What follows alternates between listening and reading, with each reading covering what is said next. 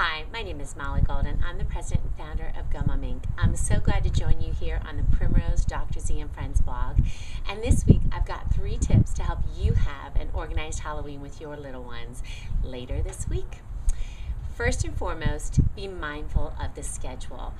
Even though it's Halloween and we have so many exciting things that are happening, keep in mind that at the end of the day, I would always find myself stunned with my little ones about this, that it really didn't matter what special event it was.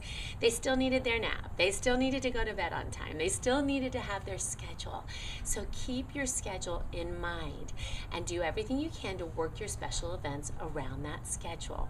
Number 2, when it comes to the actual going out to trick or treat, if that's what you do, or perhaps attending a local church event or attending a party in your neighborhood, make sure that you arrive well fed, well rested, and ready to handle what's coming to you. So if that means that you have to modify your schedule and arrive to the event late, do it. If it means that you need to leave early, do it. At the end of the day, it's your job to make sure that your child has a positive experience. There's nothing worse than looking back. It's just like those pictures at Christmas time where your child is screaming on Santa's lap.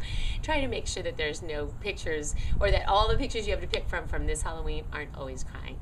And then number 3, when it comes to the candy, that's always a big conversation. How can you better manage that?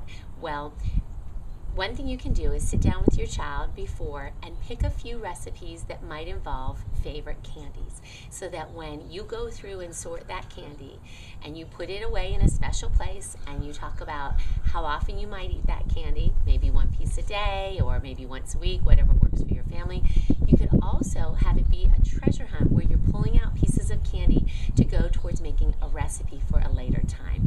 It's a great way to totally dispel the need to eat that candy right away.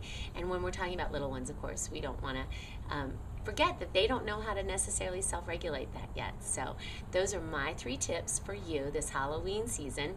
Number 1, be mindful of your schedule. Number 2, be ready to modify your schedule. And number 3, have a plan to manage candy consumption. If you do those 3 things, your Halloween this coming week will be fabulous. I hope that you have enjoyed this tip. Please make sure to comment. I'd love to have a conversation with you here, and we'll look forward to seeing you next time. Have a great weekend.